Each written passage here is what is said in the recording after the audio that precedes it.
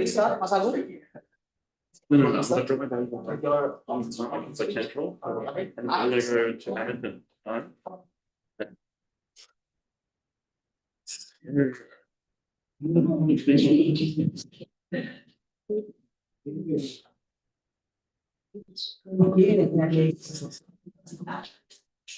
Okay.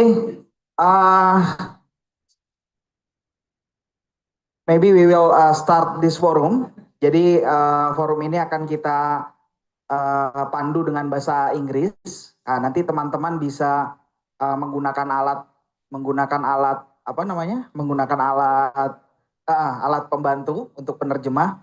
Nanti bisa diambil dan nanti teman-teman bisa sambil menikmati dan melakukan diskusi nanti ke depan.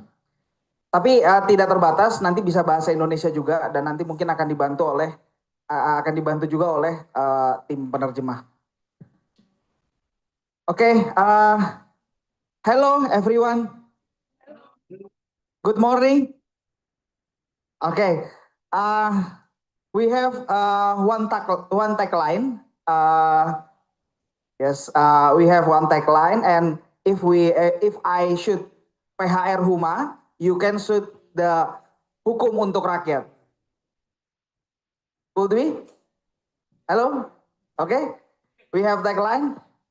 Okay, if I shoot PHR Huma, yeah, you can shoot hukum untuk rakyat. Okay, we can start.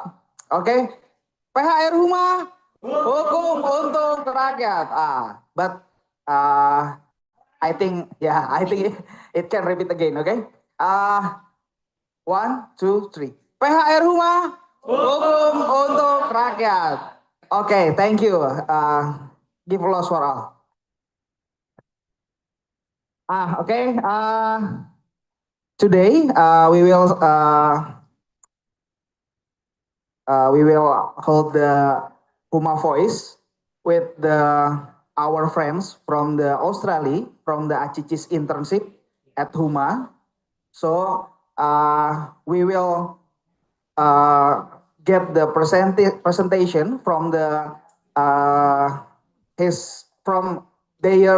presentation with the legal comparison between the Indonesia and Australia about the indigenous people. But before we start, maybe we have opening speech from Mas Agung as executive coordinator of Huma Indonesia. Maybe Mas Agung come to the front of us. Thank you, Mas Bima. Good morning, ladies and gentlemen. Today we are different. We speak in English.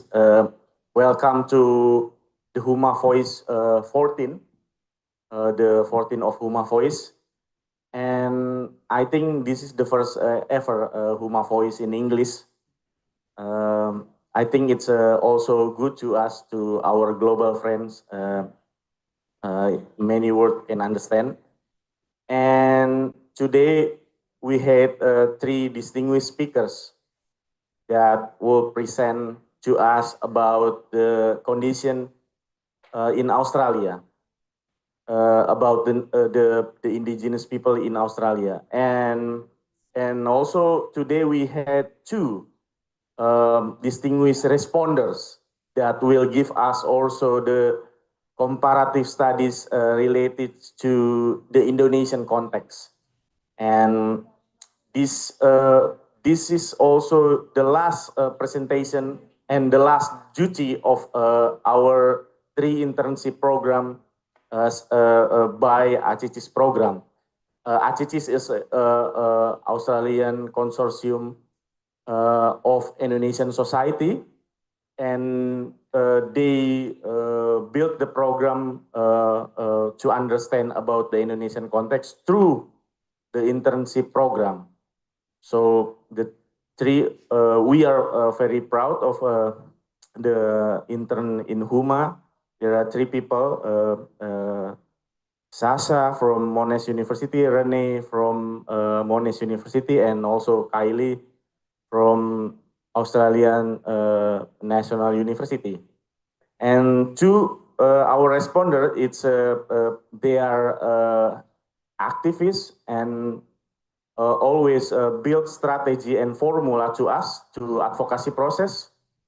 First, it's Uda Sahrul from Greenpeace Indonesia, and the second is Marsha from Indonesian Center of Environmental Law, but she's will coming later.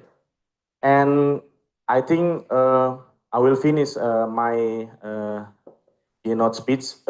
Today we will learn a lot about the Aboriginal people, one of the indigenous people in Australia, in the context of their recognitions, the formulation of the case, their Mabo case that really becoming milestone in Australian context, and also the complication of the processes, the recognition itself.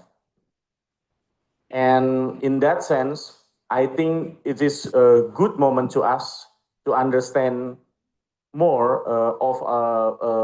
from the others, from the global world, also to inspire our advocacy in Indonesia. Advocacy of masyarakat hukum adat or indigenous people in Indonesia is also a complication. And the indigenous people bill still not yet accomplished by the government, by the parliaments. I think the last but the least, because it's already holiday, some of you already holiday, so please take some snack, take some coffee, please be comfortable, be chill to discuss with us and enjoy the discussion. Thank you. Wassalamualaikum warahmatullahi wabarakatuh. Okay, thank you, Mas Agung, for the opening speech. And as Mas Agung said, there are 3 distinguished speakers from the Australia. But before we start the presentations, maybe because today is their last day in internship program at HuMa, so I will invite all of you, Zaza, Rene, Kylie, to the front of us, maybe.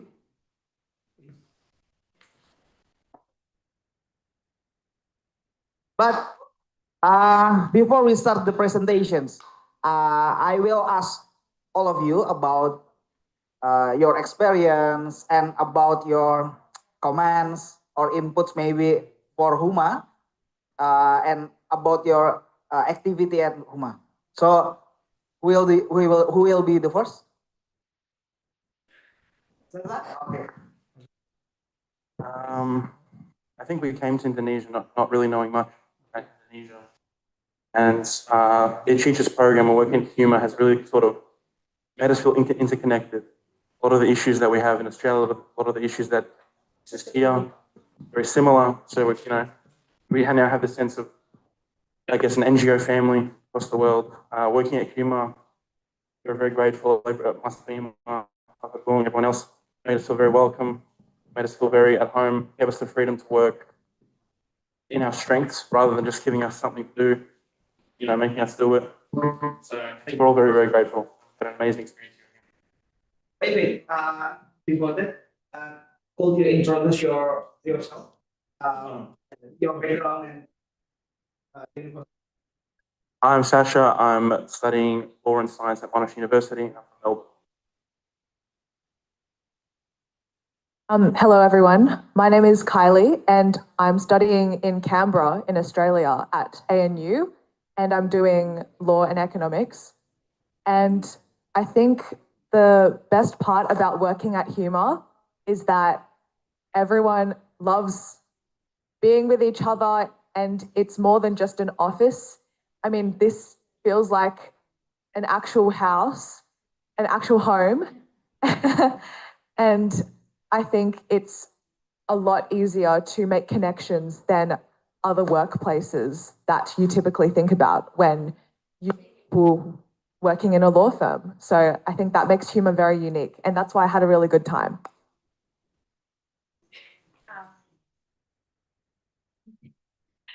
My name is Renee. I'm studying at Monash University. I'm completing a Bachelor's of Laws and Global Studies. I'm specializing in human rights. I think my favorite part of interning here has definitely been, or rather I'll phrase it, I'm just so grateful for the amount of effort that everyone at HuMa has put into making sure that we get the most of our experience here, from bringing us along to the Ministry of Forestry, bringing us to Jogja. It was so clear from the beginning that there was, that HuMa was really genuine in making us feel like we were part of their mission and part of what they do here. And I think that's quite unique. And I couldn't be more thankful. So yeah, on behalf of all of us, I just say thank you to Bima, Pakagong, everybody at HuMa. It's been incredible. Thank you. Okay, give a lot. Okay, so okay, yeah. Check. Okay. So now we can start the presentations, but maybe the one can stand, and the two of you maybe can sit in the front. Okay. Okay. So maybe will be the first presenter. Okay. Aseru? Okay. Yeah. You can sit, please. Sit down, please. And maybe Mas Heru will settings the TV for your presentation.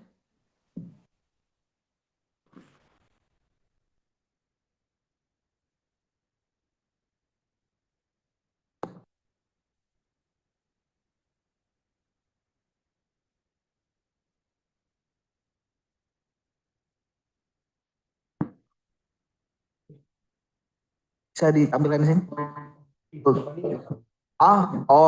Only for. Okay. So the presentation will share in the Zoom, so you can see about the presentation over there, yeah, and then you can present all of things from your presentation. Okay. Maybe yeah. You want to stand together? Okay. But maybe I think it takes a long time. No problem. Okay. Okay. Or you can sit in the front. Okay. Okay, Rene, please. Okay. So today's presentation will be on native title for Indigenous peoples in Australia. To quickly run you through what the presentation will comprise of. I'll be discussing the climate of native title, lack thereof, just preceding colonization. And I'll be discussing the Mabo case, which transformed land law in Australia. Kylie will then discuss the Wick decision, which was a decision that was made after Mabo, which discussed leasing on native title land. And lastly, Sasha will be discussing native title today and how it functions, and the current flaws or faults with native title as it operates today.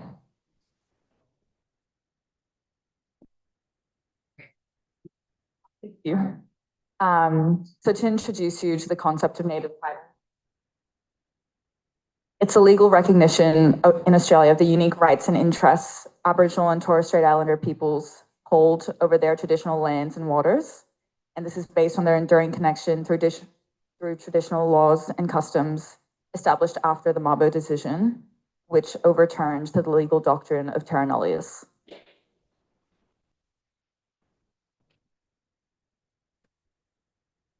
As I mentioned, Mabo is a landmark case which allowed for the recognition of land rights of the Meriam people, which is a group along the Torres Strait. comprising of traditional owners of the Murray Islands, encompassing the islands of Mare, Duer, and Ware.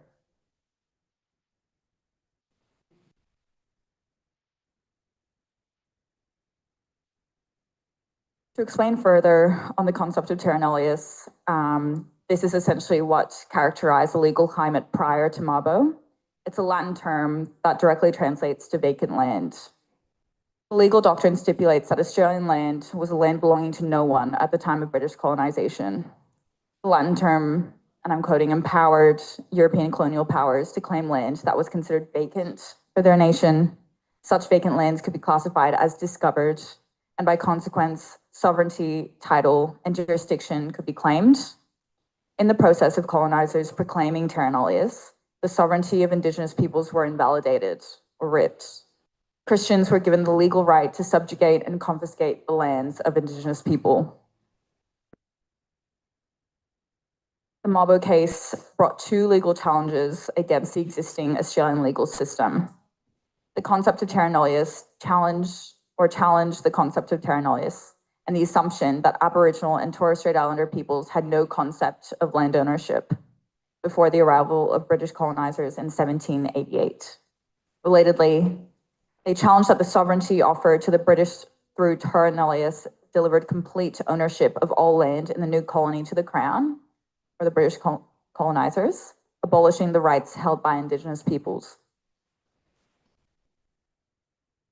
For a brief rundown of the case procedural history, the legal proceedings began on the 20th of May, 1982, when a group of 4 Miriam men, Eddie Mabo, Reverend Posse, Sam Posse, James Rice, and 1 Miriam woman, Chilio Sale, litigated against the state of Queensland and the Commonwealth of Australia in the High Court.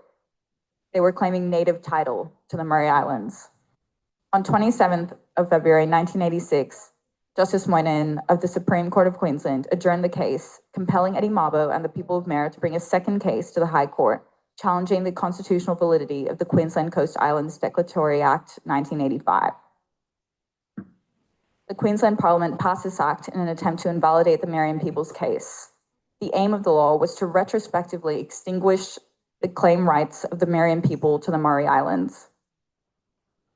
The High Court was then met with the question of whether the Queensland legislation was valid and effective.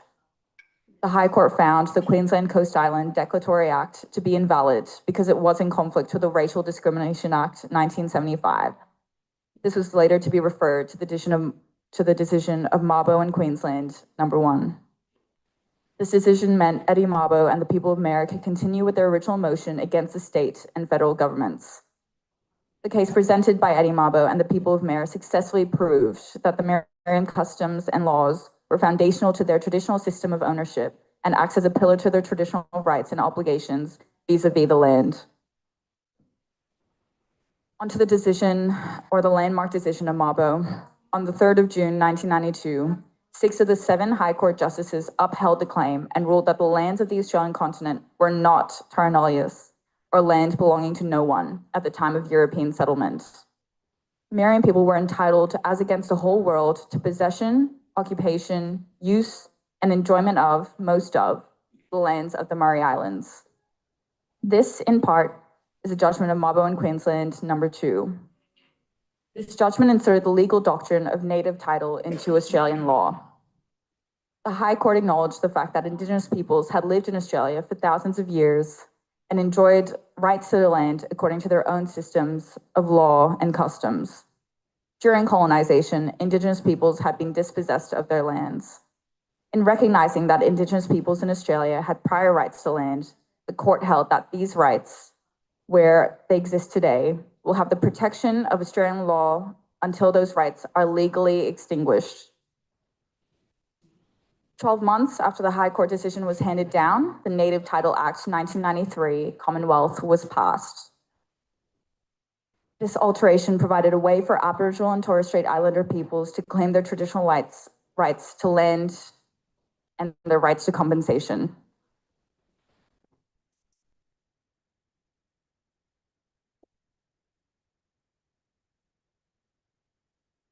Yes. Hello, everyone. I'm the second speaker. And also, who's doing the slides? Sorry. Masheru. I'll let you know whenever I need to change slides, but we can start with the previous one. Yes, thank you so much. So as Renee was speaking, we as a nation in Australia currently face a lot of native title issues relating to the Indigenous people. And we currently have had a lot of achievements, such as the Eddie Mabo case. And after that case, there have been also a lot of legal developments with legislation and also case law. Australia's a bit different to Indonesia because we do actually take a lot of weight from the outcomes of cases discussed in courts. So that's why I will be speaking about a lot of different court cases following 1992. Firstly, I wanted to talk a little bit about extinguishment, which is a bit of a mouthful, I'm sorry, but extinguishment is what we call the elimination of native title rights as a result of activities being done on Australian land, which means once land has been fully extinguished or partially extinguished, Indigenous people don't have any rights to practice their traditional laws and customs. And the way extinguishment has been working for the past few decades has been quite complicated. So, for example, if the government wants to grant a lease on the land, or if they want to construct power lines, any sorts of roads and public infrastructure, they often meet with conflict from Indigenous people who want to use that land to practice their own customs. That is the main conflict we face all the time. When the government or private actors want to construct different sources of energy, for example, and that meets a lot of legal conflict. Now, it all depends now on whether the government is trying to do a certain act that is inconsistent with those native title rights. Since 1996, we have had a lot of conflict between specifically pastoral leases and native title rights. Firstly, could we get the next slide?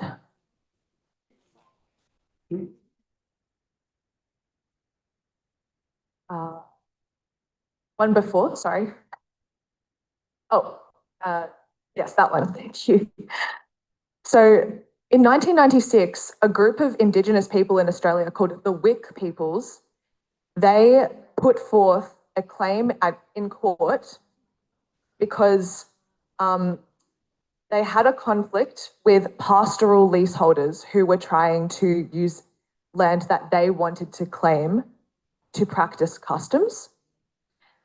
The areas that were being discussed were very large areas, including pastoral leases, mining leases, and so forth. And there was a lot of confusion around how native title and Indigenous land rights can coexist with these leases. Is it possible? Previously, before this court decision, there was actually a lot of confusion by state courts about whether these two conflicting sorts of rights can coexist. But since this decision, it had been determined by the court that it is possible for those rights to coexist, although in a bit of a complicated way. The court held that for these Indigenous people, they were still able to practice rights in a partial way. So they didn't have complete ownership of the land, but they would be able to use some of the land to an extent to practice their rights. But if there was conflict, the pastoral leases will still reign over Indigenous land rights. So there's still a greater prioritization of those pastoral leases. And ever since then, it has been in a similar position in court, if not potentially less favourable to Indigenous people. So could we get the next slide? Thank you. So what has been happening since 1996? We have seen an estimated 42% of Australia's land area, which is huge, being more open to native title claim. This doesn't mean that we have been able to get most of that land under native title, but there has been a significant amount of progress, because now we know that there's a lot of land being used for agriculture and mining that native title can still be claimed for. However, as you can imagine, a lot of mining industries, pastoral industries were pretty unhappy with the WIC decision, and they wanted legislative change. So as usual, what happens is there's change to the legislation through amendments. And what happened was in 1998, in Australia, we had an amendment to our native title legislation, which actually made extinguishment of native title a bit easier because it introduced more complications to the claim progress and the process of native title. So essentially from then onwards, there has still been a little bit of ambiguity surrounding how strongly you are able to claim native title in those pastoral and grazing areas, especially in Western Australia and Western New South Wales. Next slide. So since the 1990s, I thought it would be helpful to show you in Australia how successful native title determinations have been. So a determination is not necessarily litigation or court action.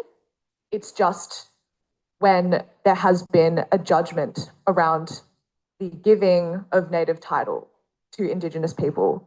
And so far, as you can see, there has been an increase in determinations in the most recent decades as opposed to in the 1990s. So arguably, the process for determining native title has become more efficient in certain ways, or maybe more easily accessible. So out of those 301 determinations that have been made since the 1990s, 96 of them have determined that native title exists completely in that area. So that's quite successful for the Indigenous people. However, most of them determined that native title just exists in part of a determined area. So that causes a bit more conflict as to how partial native title rights can be split. And finally, 59 of those determinations ended in the conclusion that native title does not exist at all. So far, the process of getting native title is not completely one way or the other. It's not completely successful or unsuccessful.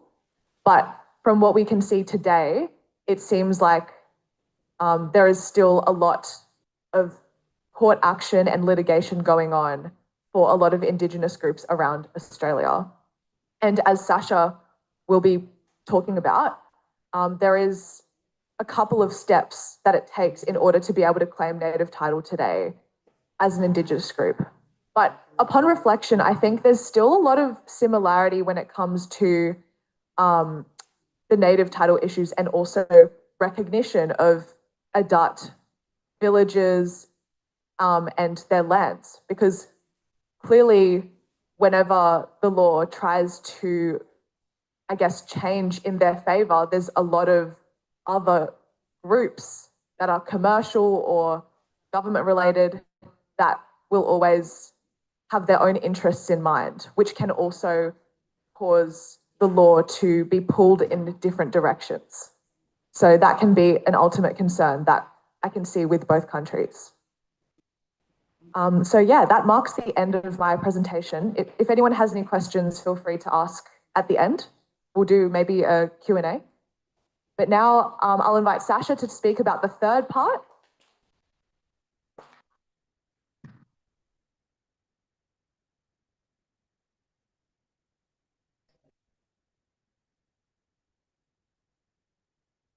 All right, so I'm just going to, I guess, speak about the state of native title today. So currently, about 40% of land in Australia falls under native title. Now, some of it is categorised as exclusive rights, which means that only the Indigenous group that has that right is allowed to access it. But I'd say the majority falls under non-exclusive rights. So this includes things like, for example, a national park where the average person can access the land, but it belongs under the care of the Indigenous group, or for a specific cultural purpose. For example, there might be a piece of land that an Indigenous group has a traditional ritual on, and they'll be allowed to access it exclusively just for that purpose. Currently, also 16% of Australian land is under application for native title.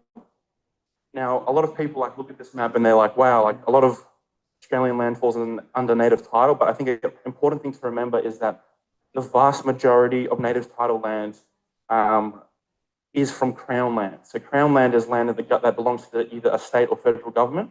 So most native title claims go on that land. So freehold land, where Melbourne is, Sydney is, where the cities are, it's much harder to get native title over those pieces of land, and it's historically been ruled against. Next slide, sir. Yeah. So just currently, the definition of native title is the communal group or individual rights and interests of Aboriginal peoples and Torres Strait Islander people in relation to land and waters possessed under traditional law and custom, for which those people have a connection with an area which is recognised under Australia law. So I thought this was sort of an interesting point as well. The way that the Australian government views native title is, if it is recognised, the keyword is recognised, it's not granted. So it's not that the government grants native title, it's that it recognises that native title always existed on the land and that it was taken improperly. So that's, I thought, was something quite interesting that Australia does. Once native title is granted, there's a few rights that sort of Indigenous groups have. They're allowed to, conduct ceremonies in the land, camping where it might be illegal for an ordinary citizen. They're allowed to hunt in the traditional means. So, for example, a very common thing you might see in the Northern Territory, some Indigenous groups still hunt with bows and arrows and spears, whereas the average citizen might not be able to. There's a financial benefit. So if the Indigenous group that owns a piece of land decides to lease it to somebody, that person that they're leasing it to, or organisation they're leasing it to, usually a mining company, owes that group of Indigenous people money every year. Another benefit and the biggest benefit that a lot of people consider for native title is the protection of spiritually significant areas. So this photo, I don't know if you guys all know, but one of the biggest sort of natural wonders in Australia is Uluru, right in the middle of Australia. And up until 2019, people were allowed to climb it, were allowed to get very close to it, and there was this big case in 2019 where the Anangu people who have, there's a few caves inside which have traditional ceremonial areas. They finally won their case in 2019 and they've now banned anyone to climb Uluru, which is quite a significant step in the native title process in Australia. Next slide, please. Another interesting thing, so this is the main steps that an Indigenous group will have to take to file a native title claim.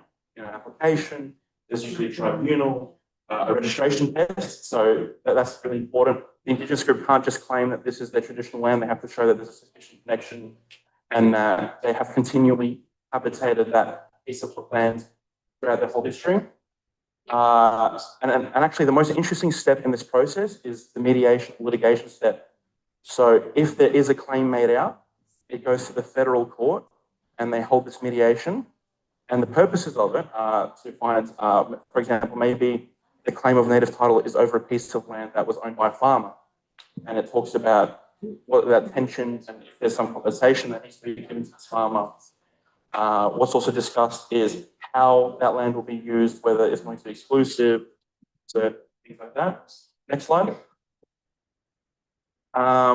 So the last thing I'll speak about is sort of the main issues currently with native title. So there's two big issues.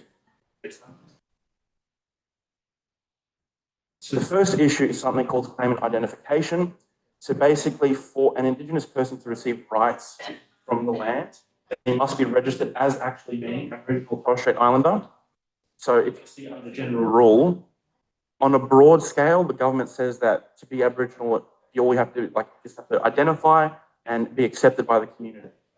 However, on a smaller level, some Indigenous groups can be a lot stricter in who they consider to be Aboriginal. So this is sort of to do with something called the stolen generation. In Australia, in the 1910s to 1970s, the government had this policy called, the event was called the stolen generation.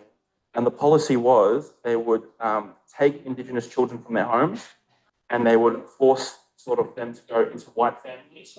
And the idea was to sort of Anglinize them, make them white, and eventually, they would force them to marry maybe a white husband, a white wife, and eventually, the idea was to breed the Indigenous out. So to this day, we don't really know how many children were taken and the full impact of it. The general statistic that we have is 1 in 10 children were stolen. And the issue that this poses is that some people, because of the stolen generation, might not look Indigenous or might be very far removed from their culture, but still they want to identify with their cultural group. So there's a little bit of tension between who's Indigenous and not. Just personal anecdote, I have a friend who's 146, and even though he might not look Indigenous, he is very connected to his group and he participates in the ceremony, so he's formally recognised. Next slide. The last major issue today is corporate environmental damage. Now, this usually happens in two ways. The first is past misuse. It's actually a really interesting case that's just happened is the Wingebranding Aboriginal Corporation. And so they were granted native title over a piece of land, but that piece of land was environmentally damaged by a mining company that was using it before then. And actually, this landmark decision it's looking like they're going to win, which is a big change in the Australian law, because what it means is that now Indigenous groups that do get native title can hold companies accountable for past damages to the land. As you can see, there's sort of a $1.8 million in damages claimed, and it's going to be an interesting landmark decision. The second form of corporate environmental damage is improper use. So, for example, an Indigenous group might give a mining company the right to use the land, to mine from the land. But so what we see regularly in Australia is that a mining company will be allowed to use the land, and then they'll improperly dispose of materials, or there might be, for example, in copper mines, some copper leak in that photo. That's copper leaking into a river. And so, for example, one of the recent cases was a mining company polluted a river that was used for fishing for the tribe, and that was their main source of food. And the river was destroyed by a copper leak. So yeah, those are the two main corporate environmental damage situations. I think I went way too quickly on my slideshow. I'm finished up, but thank you so much. Okay.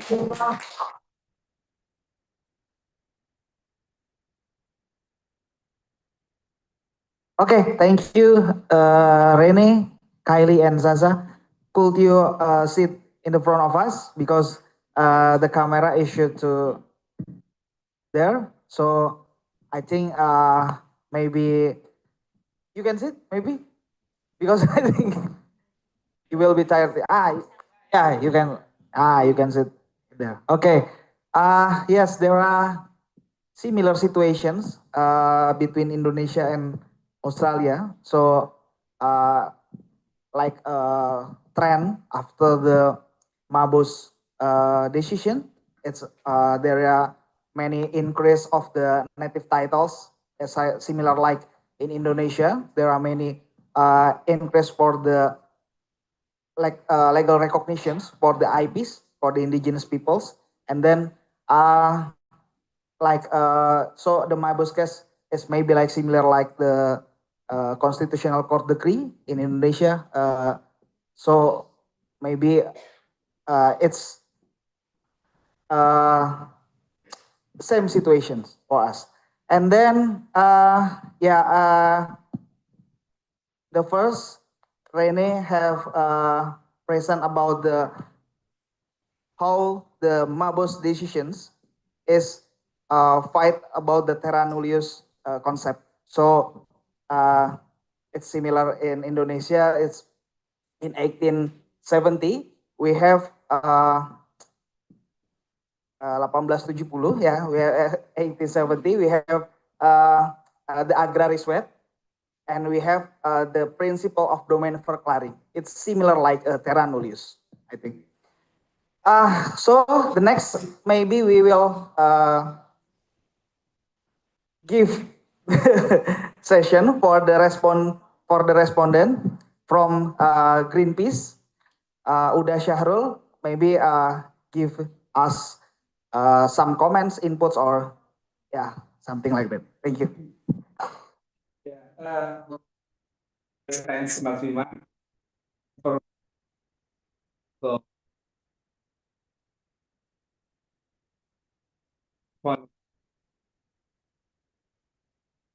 slide.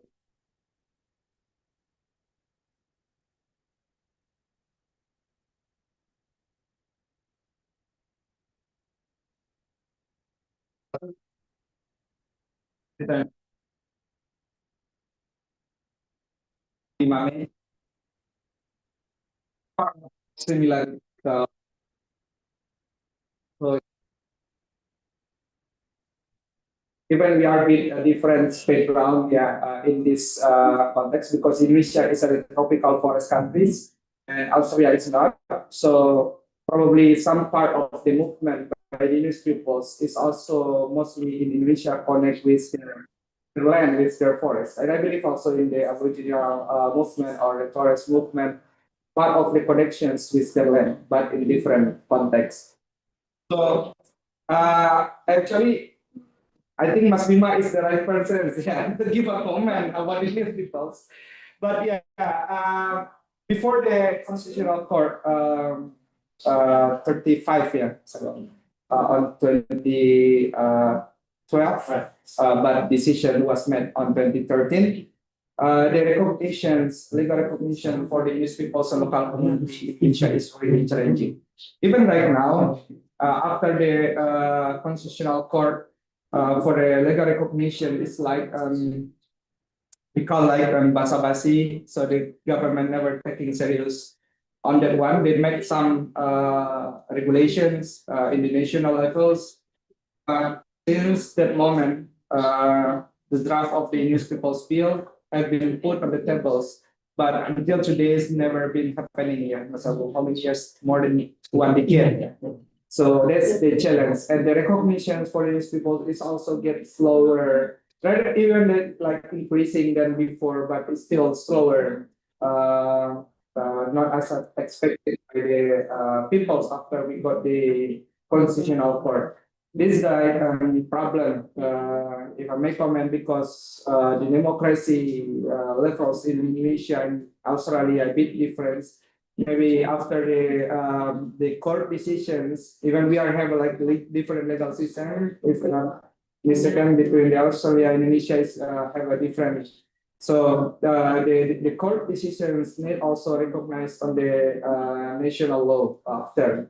So even the Constitutional Court have been make the decisions or others court levels decisions in Indonesia is also recognized. One specific Indigenous peoples have a cases with the companies is not mean that it will be applied to the overall cases, even with similar situations. So that's the challenge here. Most of the challenge in Indonesia is the political situation for the Indigenous peoples recognition. Even though the last year during the CBD COP, the government said there is no Indigenous peoples in Indonesia. Indonesia still believe there is no Indigenous peoples in the countries because everybody's Indonesia is indigenous. So who do you mean like these people? So they always bring the tables, a debate on the tables. Even if you see the background behind, that's the nice book to understanding about the debate about the Indigenous people's class and indigeneity. So actually, that's a big problem because in the national levels of Indonesia, where most of the decisions, policy, law was made by the central government, they are not really aligned with the youth people movement. Some of them have like a conflict of interest. Based on our research, like what we are released last year, we found after the government released the omnibus law on 2020, so it's like changing the field of this process because there are a lot of the business interests to occupy the land. So now the battleground is which one is the government will be choose to give recognition for the Indigenous peoples or facilitating the business actors to get the land. So it's mostly similar on the last presentations, where the ore project that was impacted to the Aboriginal area, specifically the water. So in here, it's also mostly extreme situations. Even the government, even the nomenclature is not really exist yet after the reform of the law on agrarian law, but and behind of this government is still there. They said that in Papua, for example, they believe that the land in Papua is no one owned with land, so it's like just the empty land. So how to say that terra nullius in Australia. So our government in some context is still believe on that side. So they give how they make and take decisions on the permit. For example, the palm oil or the food asset projects now in Papua. They will just sit in the tables, see some area, oh, this still empty from the permit. So they didn't care about the people in there on the ground. So just allocate it, just make and draw the line. This could be your permit location for the palm oil, for the forest plantations, for the mining. So that was in practice that happening in the national levels. So it also with layering corruptions and everything. So that's the problem in here. So even after the Indigenous people's the constitutional court decisions, that's why it was challenging to implement. That's why the Indigenous people's bill never released or never accepted by the parliament or by the governments because there are a lot of big business interests behind it. And that's what we saw, based on our research. And last few days, we just released research about the food asset project in Papua. Their project was allocated in the Indigenous people's territory in the southern part of Papua. It's much close to the Australia. So it's around 2.7 million hectares of the project targeted for the ethanols and also for the biofuel. And the project was clearing the forest, start the clear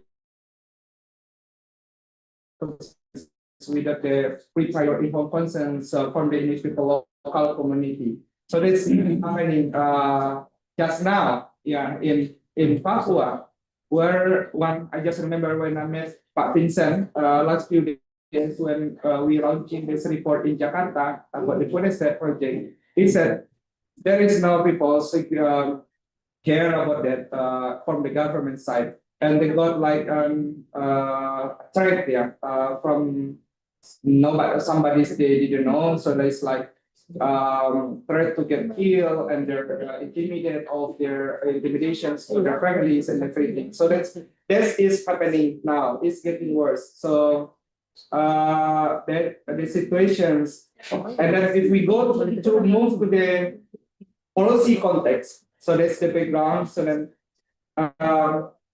even before moving to the policy, I want to say that Indigenous people actually is the most effective community to protect the forest or biodiversity. The data said that around more than 30% of the natural forest exists in the Indigenous people's local community territory around the globe. So this is why Indigenous peoples is really important roles on biodiversity and climate. But in the policy side, it was not really reflected. After the Omnibus Law, as I mentioned, the roles of the Indigenous peoples was getting less here. Most of this law was facilitating the business side, and even in Indonesia now, the remaining forest still left around 88 million hectares, where the total of land area in Indonesia is 188 million hectares. So the forest is only less than half of this Indonesia land territory in the terrestrial area. So most of this forest now is under the Indigenous people's territory, but only who get recognition 700. 300 who have get recognitions by the government. If we compare with the permit, for the palm oil only is more than 16 million hectares for the companies. And also 12 million hectares for the forest plantation, most of them is companies. And also some million hectares for the mining. Now that's what we are facing in Indonesia. I think it's like interesting, see what happening in Australia, how when the government was after what is the decisions before MABU decisions. I think the government taking some serious side on that side on the recognition process, even though the mining still there, pollute. I think that's the most happening. Maybe it's not only Indonesia as a tropical country, because when we go and looking more bigger pictures, it was happening in most of the tropical countries, most happening in the Indigenous people local community territory, in the how to say that, in the 7 area of the Indigenous peoples around the world. So most of them is facing a lot of threat. I just remember when was the COP30 in Belém, I met some Indigenous people's group, and they said their mountain, their water was taken over by the companies and facilitating by the state actors to give permits. So I think that's what I can share. I'm not really prepared a proper presentation for today. But I think it's really important to get comparative what happening in each country. That was good democracy on the government's side, much more better on the governance. Like Indonesia is really challenging, corruption is the most issue. I think if we can compare again more between Indonesia, Australia, or the other territory of Indigenous people, like in the Sweden, or Indigenous peoples in the north side and the south side, I think it will be interesting to capturing how we can explore. For us in Indonesia is how we can challenge again the government to accelerate the Indigenous people recognitions. Maybe not in Indonesia, the challenge right now, all of recognition through the legal mechanisms. It always challenging to get recognition up to the how to say that region representative. It's like representative like EPA, DPRD in the region area or in the province area. You need to go there, going to the Ministry of Forestry. It's taking a lot of time, taking a lot of money, resource for that one. So is there something, another way that we can accelerate to make it processes more better? I think it's like what HuMaVoice have. I think HuMaVoice have some a lot of research on that. But in reality, we will be facing with the government moved to the right, far right, yeah, on the authoritarian again, less transparency. The policy side is, yeah, how to say that lawmaking process is much more close for the public participant.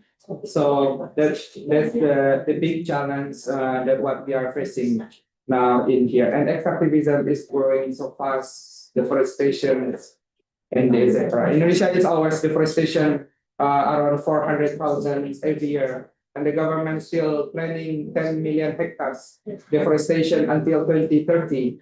So I think most of them is in the English people's local community territory for these 10,000 million hectares.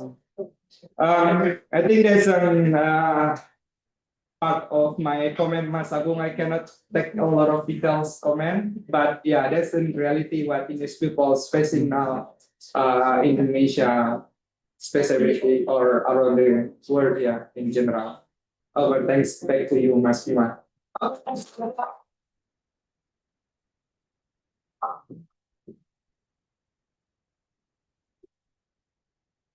Okay, thank you for Uda Syahrul to share to us about the situation. Yeah, maybe similar, but with the different democracy process in Indonesia and Australia. And I want to say hi to Mbak Marsha. Yeah, Mbak Marsha was planning to attend the discussion, but she still have the other task. So I think, could you open your camera, Mbak Marsha? So she will join with the Zoom. Yeah. Yeah. Oh. Right now, but I have a question for guys, referring to the factual impact. Sorry. Okay. You will ask about you will ask questions. Maybe you can send me the text. Okay. So and maybe they will respond. And then maybe in while we are waiting for the this one. It's a question from Mbak Marsha. How about what do you think could be a good practice to be adopted in Indonesia about the Mabos case? What do you think? Is it be a good practice to be adopted in Indonesia, Mabos case? And referring to your presentations and Uda Syahrul. So maybe all of you can give the comments, and maybe we can when you are comment, so Mbak Marsha still hear your comments from them. Okay. Yeah, I think it's naturally a difficult question to answer. I think I want to preface that the Indigenous climate in Australia is much different and is unique to the Indigenous climate in Indonesia. The groups are different, the peoples are different, the way they operate and even their connection to land, I can only imagine is, can be sort of thought of as separate to each other. So I think with that in mind, it's important to sort of understand or I guess emphasize that we want to avoid, I don't know how to describe it, like legal stampism or copy and pasting something that's happened in, I suppose, a developed country to a developing country, or from a Western country to that in the global South. So that's why I think I'm sort of struggling to respond to that question, because even during European settlement, I understand there was Dutch settlement here. In that process, I think they relied on sort of separate doctrines and separate principles in order to claim sovereignty over the land. So, I mean, it's in that way. I mean, governance is also different as well. So I suppose if you were wanting to, I guess, mimic something like erasing terra nullius in Indonesia. I'm not sure how that would work in practice. If I'm being transparent, and I don't have enough of an understanding, I don't know. The only thing that I was going to say is it sort of doesn't really answer the question because, like what Renee said, the history of Australia is different than the history of Indonesia. So I don't know if copying Mabo would work. But just off like the research that I think we've done, it seems like the mechanisms that are there here in Indonesia to recognize the Dart communities and recognize the Dart land. It just seems like there's a wall that stops that from happening. So the mechanisms are there, but there's just something that's stopping it from happening. Maybe corruption or something to that extent. And the only other thing I would say is like I think another issue is probably accountability. I think in our research again we've seen a lot of these cases where with the palm plantations and stuff like that that impugn on the Dutch community's rights. So I think that the issues in Indonesia uniquely like mechanism and accountability. I don't really think that copying of Australians in here would be very effective. Yeah, I have the same thoughts as the other two.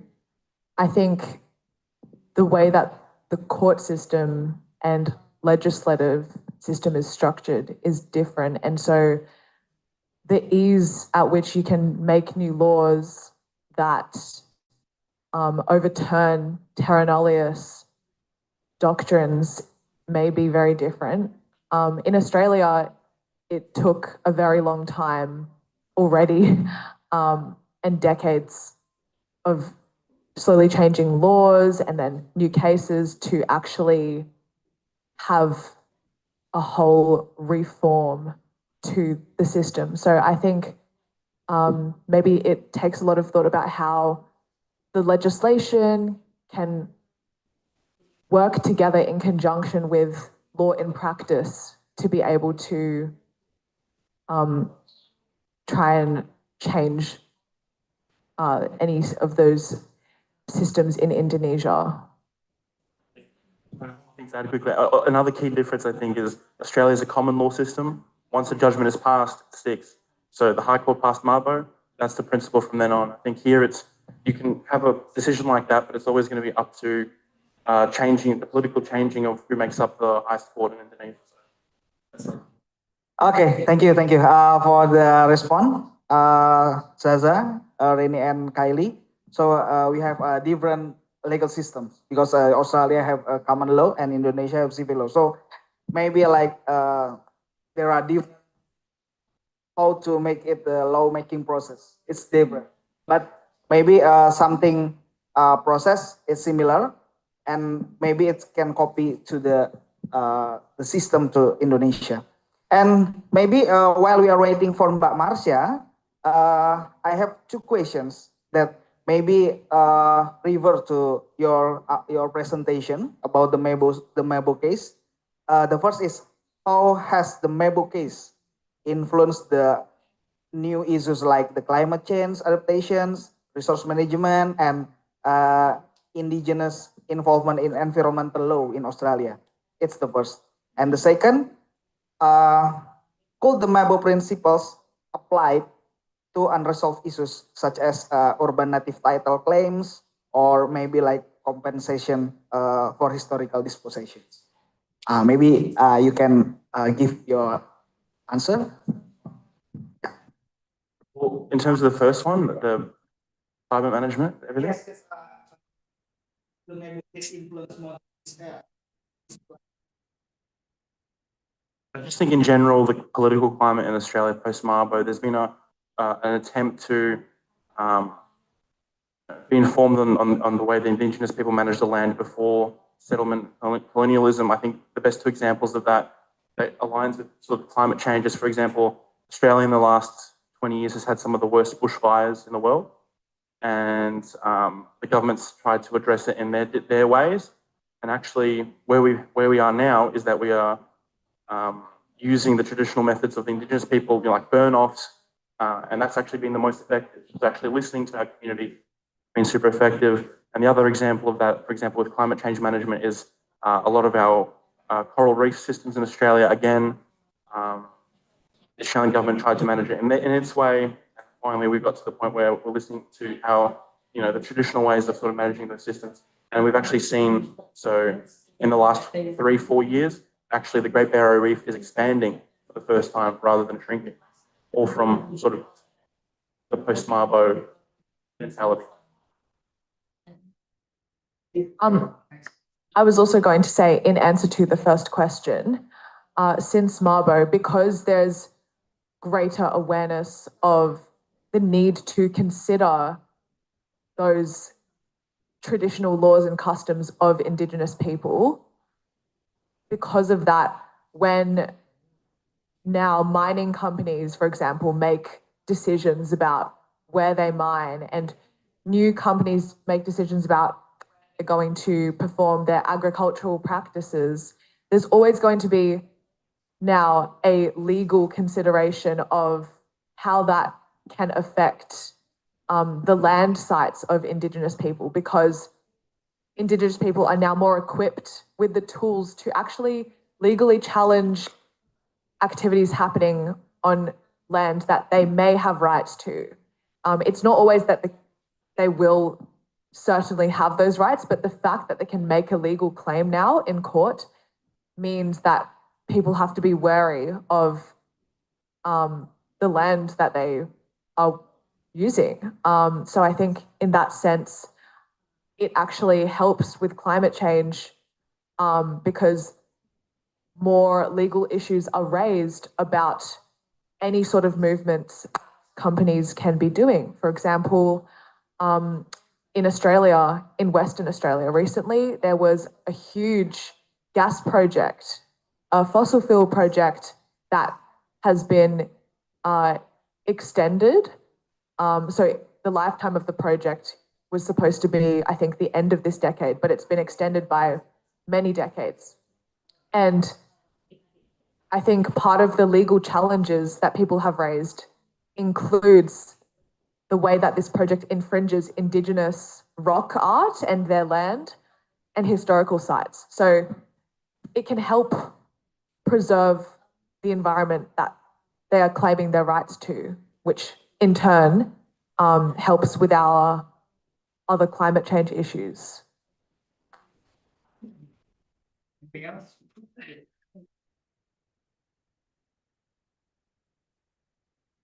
All right. Thinking of stuff, the only other sort of, again, the post-Marbo, again, because we're a common law system, once a decision is made to hold the company accountable, that decision can then be used forever to hold other companies accountable. So there's a very effective mechanism by which companies are prevented from committing sort of like damage to the climate. So now we are opening for the questions.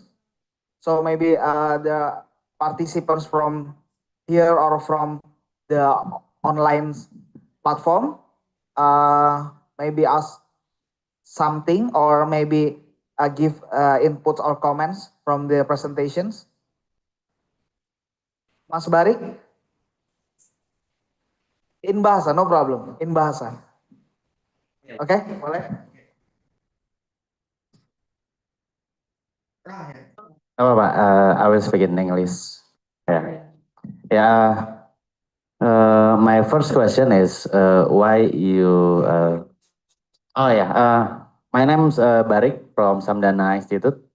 We work in regional in Southeast Asia, Indonesia, Philippines, and Mekong countries, Mekong River countries. My first question is why you try to compare Australia in Indonesia?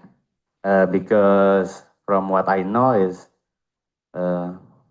in IPs, because Indonesia also study through study from Philippines, because Philippines already have IPRA, Indigenous People Rights Act, and right now we try to make the IPs law with the coalition, Samdana, Huma, and Aman, and the other. That's my first question, and then how the government see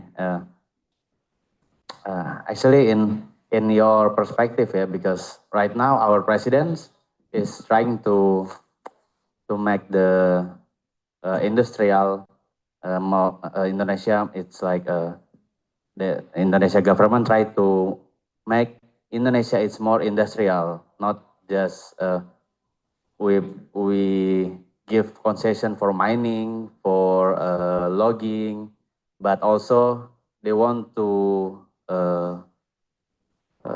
escalate the industry. So not just only mining, and then the coal will be sent to another country, and then we'll be back again to Indonesia. We buy again. That's the mission of the our right now presidents. Yeah. But how in Australia? Because the industry, I think it's already started in a long time ago, and then yeah, right now Australia, Indonesia try to become the Australia will be escalate the industrial. I think that's the two questions from me. Thank you. But before that, maybe we can.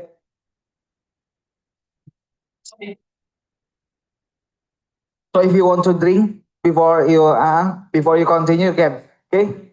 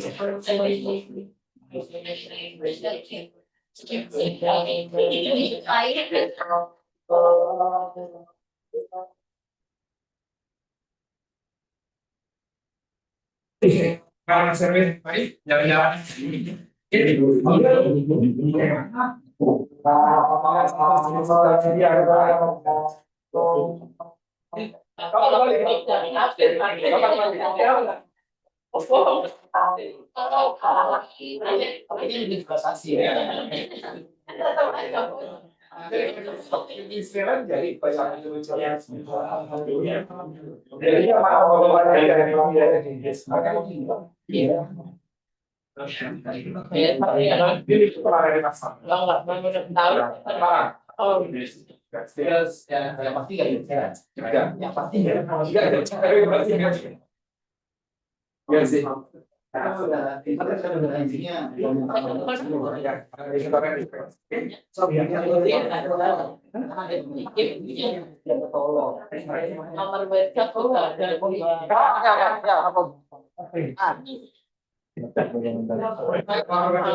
So you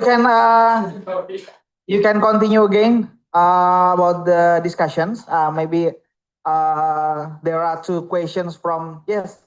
Rene, no problem. You can maybe two of you can sit again, and then maybe answer the questions from the Barik that why Indonesia takes for the comparison, the first, and then second, it's how the Australia enforce the protections for the environment and the indigenous peoples. Okay, so maybe you okay, you can answer first. Okay. I'll start with the second one. So sort of you were talking about the tension between industry and climate protection. I think Australia is becoming a sort of a post-industrial country. We don't really manufacture anything anymore. Manufacturing is rolling down.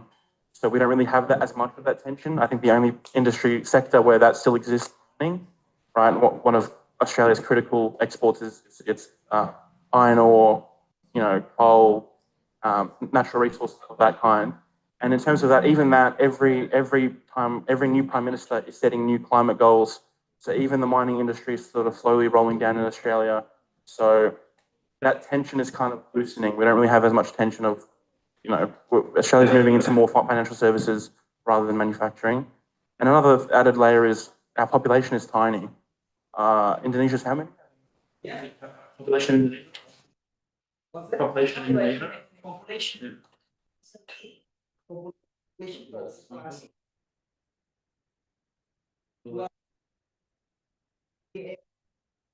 279 million on this big island versus 20 million on this huge thing. So that's also an added factor why there's not much tension between manufacturing and because a lot of people don't really experience the impact because they don't live near it. Most mining companies are in the middle of the desert. And to answer your question about why we are comparing Australian Indigenous laws to Indonesian, I think there can be, very broad answers to that, but also specifically for us, we think it's important since the legislation of both countries has still a lot of work to do when it comes to making it easier to determine the land rights of both Indigenous populations. And also, they're both pretty politically intense issues, I would say. In Australia, in recent years, Indigenous people's rights and advocacy has taken off quite significantly. And I believe in Indonesia, it's also the same. So I think they're just both very relevant issues to be discussing since there's been a lot of talk about it and political change in recent years, if that makes sense. Yeah, I suppose I just want to add, I think Australia does have some things to learn from Indonesia. On the other hand, for example, I think just in respect to the legal pluralism in Indonesia is much more explicit, more acknowledged, I guess, from the top level down. As we've sort of been able to mention throughout our presentation, while we do have native title, we don't have such explicit acknowledgement of Indigenous laws compared to Indonesia. Same with, I suppose, religious law. So it's in that way that we have, I suppose, yeah, Australia has a lot to learn from Indonesia in that respect as well. Does that answer your question? Yes? It's enough, Mas Bari? Okay. So, there are Mbak Marsha in here. Maybe she will respond about your presentation and about her works about the lawmaking process and the environmental law. Maybe you can share some things to us about the lawmaking process in environmental law and the difference between the legal system between Australia and Indonesia. All right, thank you, Mas Bima. Hello, everyone. Sorry for being late. My name is Marsha from Indonesian Center for Environment Law. I just want to share something that we do, and I think that it's always good to learn from other jurisdiction, because what we learn in climate litigation, we can use other court decision to the decision making, even though in Indonesia it's not having the jurisprudence law. We use jurisprudence, but not in the sense it will make it a law. There is a process on lawmaking in the legislative, as we are a civil law country, but our court and judges, we have a certification of environmental judges, and they have around like 35 decision. Wait, 35 for. We identified there are 45 landmark decision on environmental law since we have environmental law in 1982. We just launched a report on the environmental law decision, and some of them were produced by strategic litigations, by civil society, citizens, etc., even though we haven't had the law yet. So, for example, we have Indo-Rayon case in early, 80s, in late 80s, that is 80s or 1992. Even though we haven't had a strict liability and precautionary principle at that time in our law, but in the litigation we use that, and it is being accepted in the court. So by then we have adopted a strict liability and a precautionary principle. So that's when we had organizational standing, non-government organization standing against the government as well as the company. It was about a landslide in Bogor against the timber plantation company owned by the state. By that time, we don't have NGO standing, but we learned from other jurisdiction that this standing is existed. So we try it in the court and they accept it. And it is becoming a landmark. Then when the law is being revised, we try to incorporate the law, the court decision to be the law. And there are some other cases that is not, we haven't had in our law, but the litigation made it possible to be the law. And it is not just a practice, but what being a practice is then translated to be a law, to be an academic paper, to be a theoretical framework, a conceptual framework, and then reform the law itself in Indonesia. That's what happened in Indonesia, and think it's not just only happening in Indonesia since we are kind of new. I think we are still a young country. And in terms of like the climate litigation, we can learn what's happening is now a cross pollination between jurisdiction. For example, where the first wave of climate litigation that happening in the U.S. is not being accepted because of the trias political issue, right? And the judicial branch don't want to intervene the executive branch as they claim that climate matters and it is an executive issue. But what we see in the Urgenda case in the Netherlands, they kind of break that stigma what happened in the U.S. and make it a breakthrough that it is not only an executive matters, but every government branches has a role to regulate it. So they make a move there, and many climate litigation around the world has been citing other cases. So around across jurisdictions. So I think it's happening, and we can use court decision or other laws without being concerned what the legal system that we have. I think that's what I can share right now. Thank you. Yes. Thank you, Mbak Marsha. So maybe you will give the comments or give something about the situations process about in Indonesia, and maybe how about on Australia, like contemporary issues like climate change, like maybe like climate litigations that Marsha said. Anything else?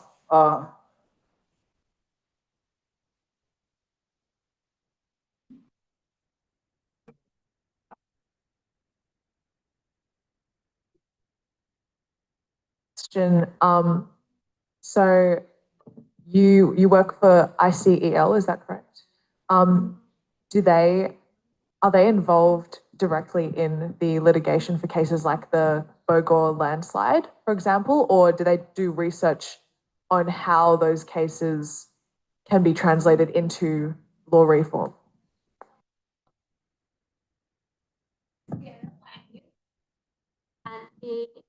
I think the prime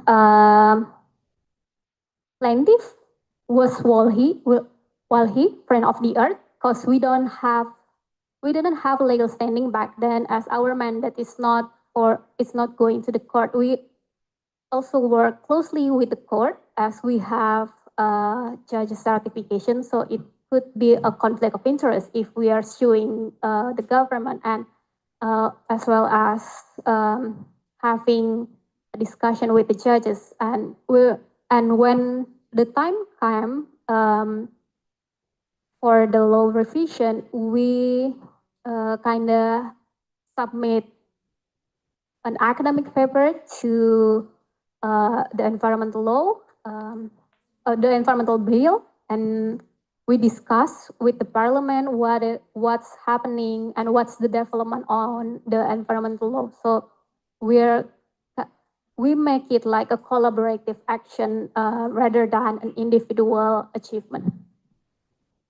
I see. I feel like hearing about that, there's a lot of similarities in the way that organizations are operating in Australia as well with climate litigation. I think there's both organizations that will actively be a party in the litigation, but then there will also be organizations like yours that are more research oriented and work in a more collaborative way to try and promote law reform in the climate space.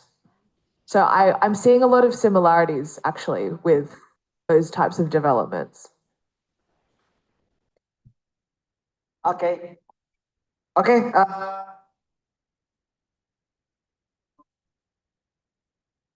Okay, thank you for the comments. from Mbak Marsha and Kylie.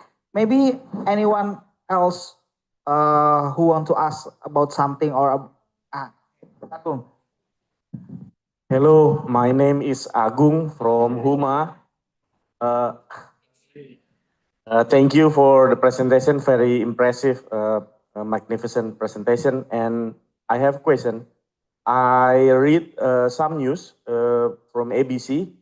3 years ago, Australia had a referendum program to the indigenous people or Aboriginal people. But a lot of news said it's unsuccessful referendum to them. I think it's important to ask. So we will pass the indigenous people bill. It's a regulation, but without law in action or implementation, that will be unsuccessful like your country. Can you describe more why it's not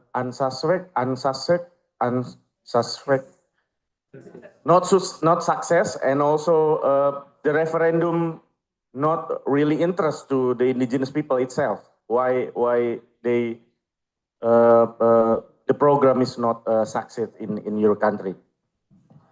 And also for Uda Sarul and Bu Marsha, I think it's an opinion question. You mentioned about important things, lawmaking process. If Prabowo today passed the indigenous people bill, are you happy? Because in the term of lawmaking process, there will lack of transparency. Your ideas as a civil society may be not adopted, or maybe they just looking you as a constituent to populist things because our democracy like that. Are you happy if the Prabowo passed the indigenous people bill today? It's just opinion. Okay, thank you. Okay, thank you, Mas Agung. Maybe the first is all of three, and then maybe Uda Syahrul and Mbak Marsha. Okay, who's the first? I find this a really interesting topic. That referendum was referred to as a voice referendum. I think I just want to start by sort of adding there are a couple of technical aspects to, I guess, a successful referendum. We have what's called the requirement of a double majority, which means the majority of the people in each state and territory have to vote yes. And in addition, the majority of states and territories also have to vote yes. So it's notoriously difficult to achieve a successful referendum. On top of that, the voice was generally perceived as pretty ambiguous in terms of what it meant for both Indigenous peoples and Australians generally. There was a lot of confusion, or my understanding was there was a lot of confusion of what the voice really meant or how it would operate in practice.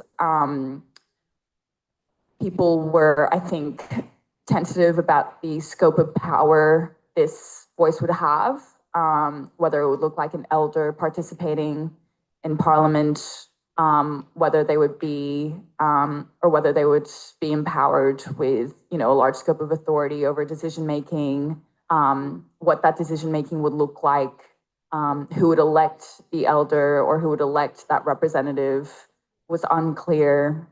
So I think there was, hesitation and confusion on both sides. My understanding was there were also Indigenous parliamentarians that were opposed to the voice. Some people argued that it was a step towards more recognition, and that's why people were in favor of the voice. But yeah, it was contentious. It ultimately was unsuccessful, and my sort of thinking is that can be attributed to the ambiguity behind, I guess, the describing and the designing of the voice. There was just not much detail, I guess, offered by government at the time.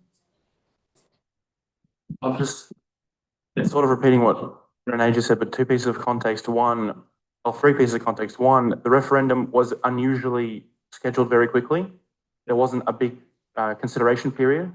So a lot of people were just taken aback that it was the date to vote was very soon. Two, in terms of, again, people didn't know what the voice meant. The government that introduced it provided no information. Is it a new wing of government? Is it going to like? Is there any authority? There was literally zero information provided on it. And three, actually, Indigenous leaders on the left wing and the right wing, a lot of them opposed the voice again because it felt very symbolic. So it's not that Australians didn't vote for it because they're against the expansion of Indigenous rights. It's more so they voted against it because there was no idea how it was going to do that or any previous. Yeah, like exactly that.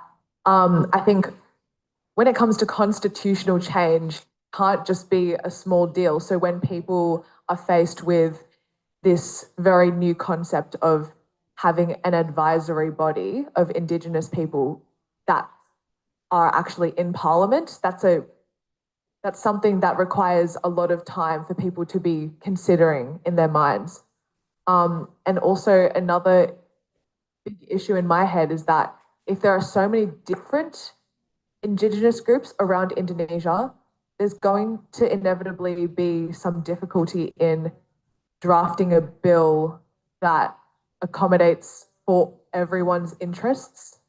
So I think making sure that Indigenous legislation actually combines of all the different Indigenous groups is going to be very difficult.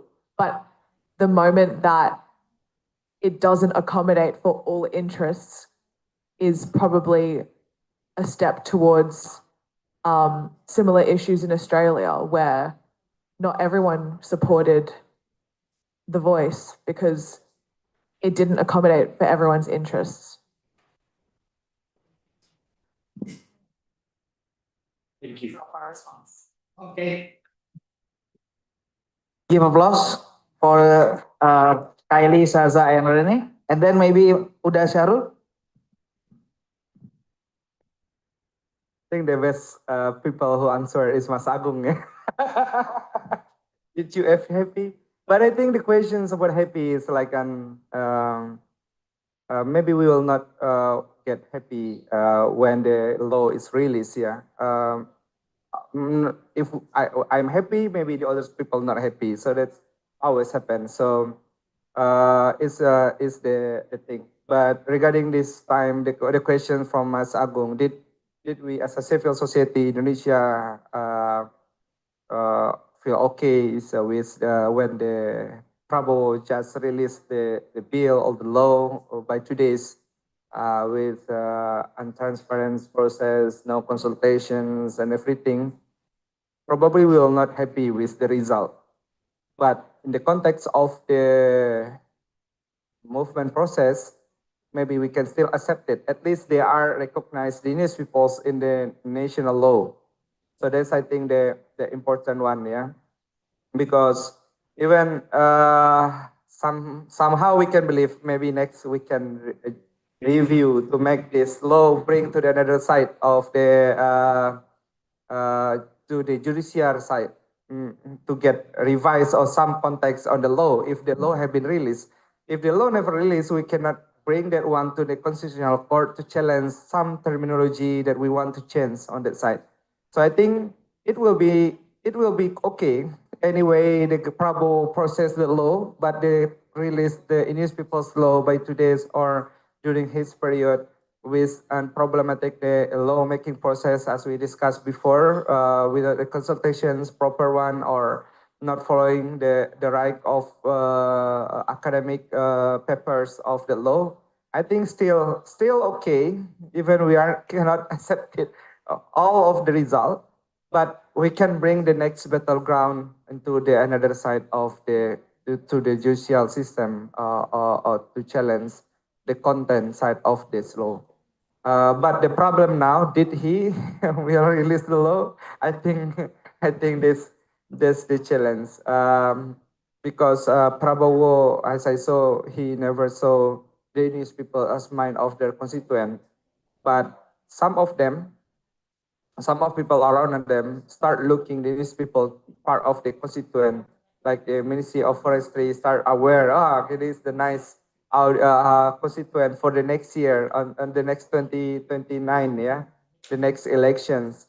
Because the challenge in Indonesia, the law what needed by the peoples is put on the another side of their interest. So maybe they will open that chapters before the elections or road to elections. They said, this is the thing that what we need to do, and we will keep working with these people to protect these people. But after they elected, they are forgetted on that one. So that's always happening. If we compare with the others law, when just done, yeah, in one night or in one days, that's happening in Indonesia. They can make law in one night and change a lot of law.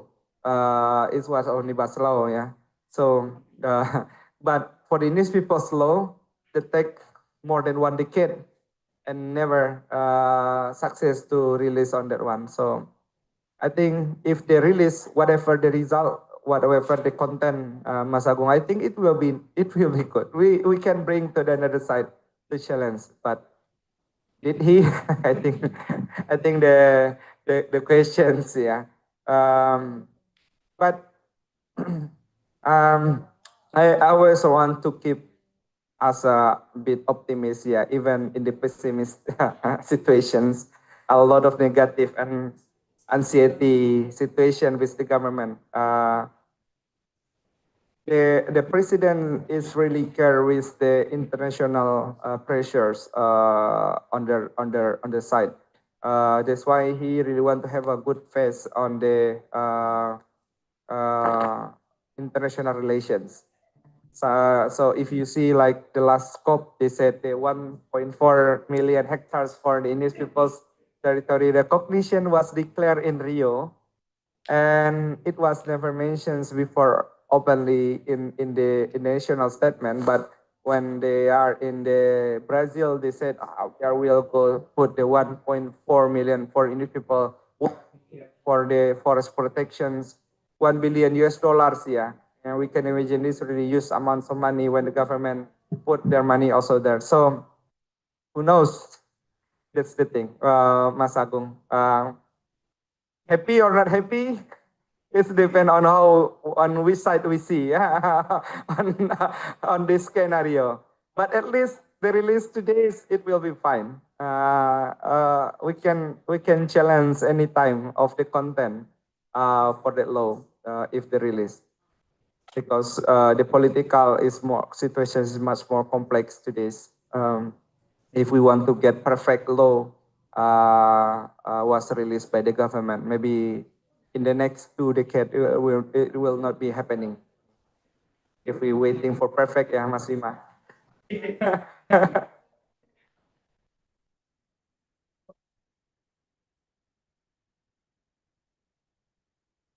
Echoing the Shahrul, I will agree that it is kind of mixed feelings to be happy or not, because what we know on the current regime, if it's not exaggerating calling it regime already, we saw that the past like 5 or 10 years ago, 5 years, the last 5 years, our legislative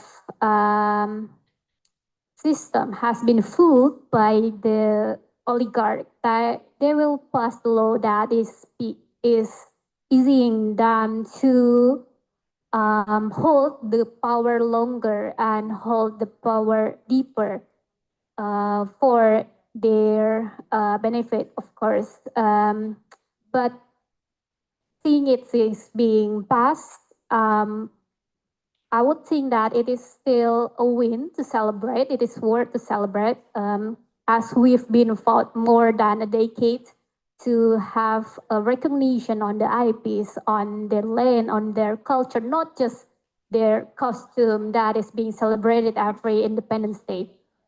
But what we have to be aware of, it is not enough to regarding the IPs, but we have to push them. That is, it is not a tokenism per se, but and it is not that the IPs is not a source of fund. And what Bang Sharul said, that the Minister of Forestry pledged 1.5 indigenous forests, right, at Rio. And what they're trying to do is they are gaining attention to get the global fund for the countries or their benefits, right? And we still don't know how they will disperse this kind of funds to the IPs. If we learn what happened in the last decade or so, like the RADD Plus or any others programs. Thank you.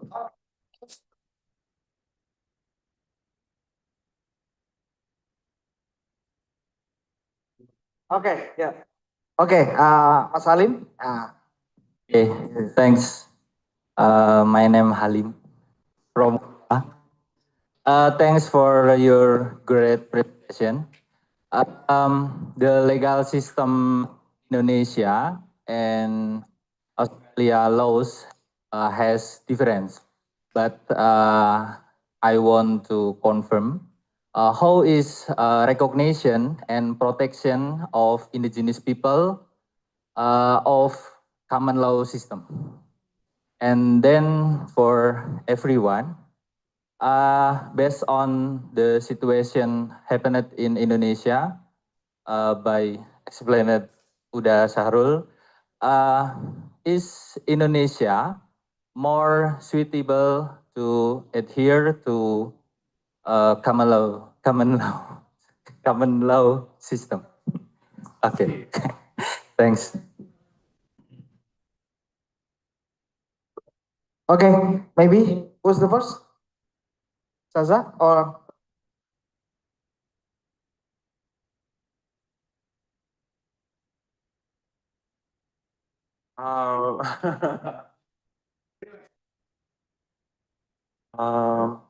I think, like we said previously a few times, the strength of the system and the protection that comes under the common law system is that once a decision is made, it's secure, and most frequently it's built on.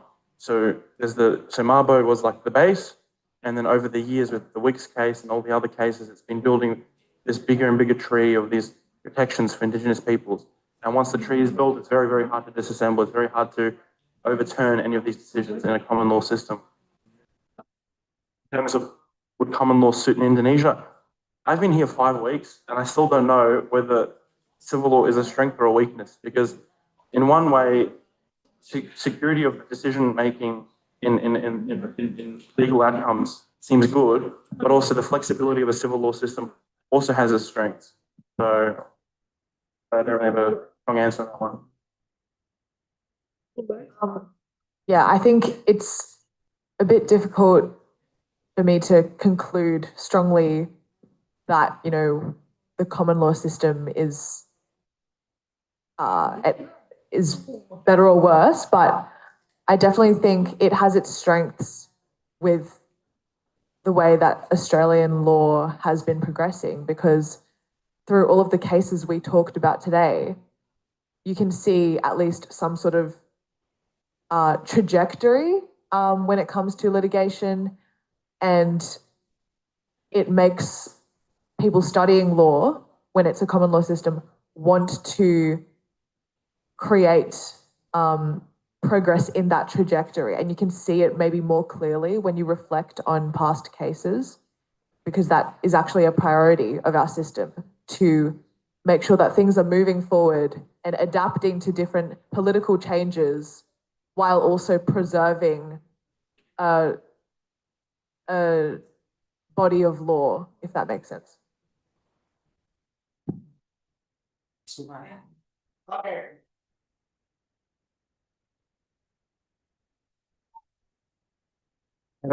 Yeah, actually, I just have an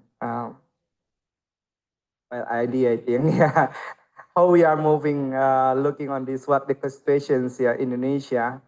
I just remember when the elders in the Nordic was sue the companies and government, yeah, about the climate litigations by the elders. I forget this in Norway, but somewhere in the Nordic countries, where the argument is about the um,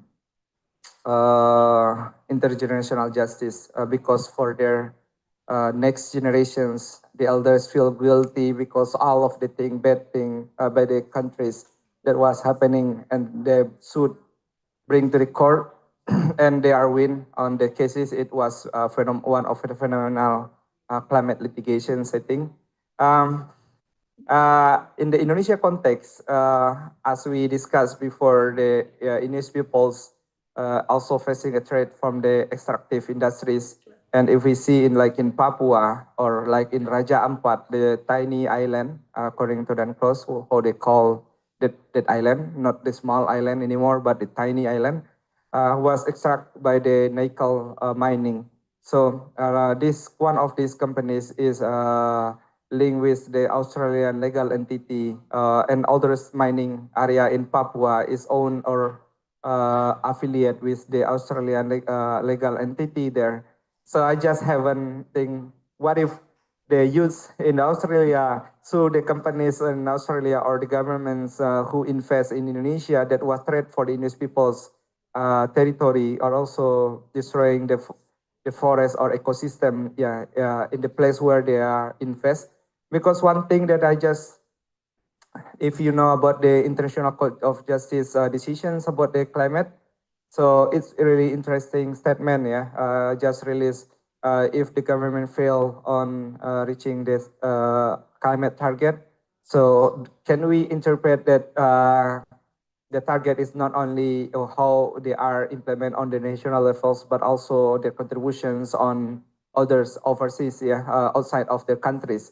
So on this context, Australia is the good field to bring the battleground, move the battleground in the Indonesia, from Indonesia to Australia, because we know the court in Indonesia is a bit challenging now. And also the democratic system is shrinking in the countries. So we cannot put a big hope for this. But what if we challenge the one who destroying the ecosystems to their hosted? So I think it will be interesting, if it's coming from the youth, because when the forest is destroying in Papua, it will be impacted to the small island in Pacific also. So how we capturing on this one?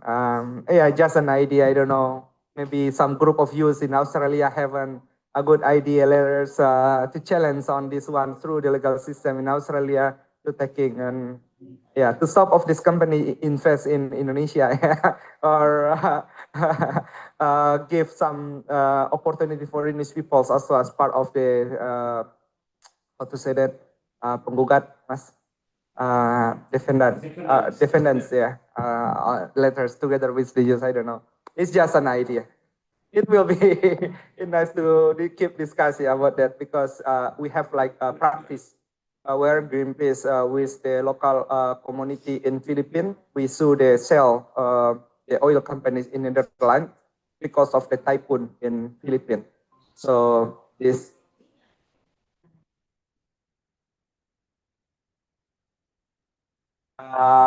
In the UK, sorry, in the Netherlands, yes, before, in UK, sorry. The community impacted by the typhoon in Philippines was sued the Shell, in British, I think. So they just apply for that one. Who knows? We can see the another battleground, to challenge of this, because the climate is didn't know about the border of the countries. Okay, thank you, udah Syarul. Okay, applause for us. Maybe I think it's 12:37 and it's must have lunch and break for us. And I think this session is enough, but the important things that we get from this discussion is how to learn about the different legal systems and different situations from the Indonesia and Australia, but the same goals are how to defend and how to advocacy the rights of indigenous people and the local communities for the future. So the session is enough, and thank you for the speakers, Saza, Rene, and Kylie, and the respondent from Greenpeace, Bang Syahrul, and from ISAL, Mbak Marsha. Thanks for the opportunity, and good bye. Goodbye, okay? Thank you.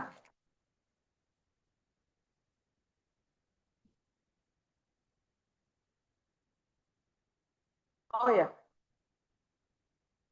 Could we take the photos together? Yeah, in the front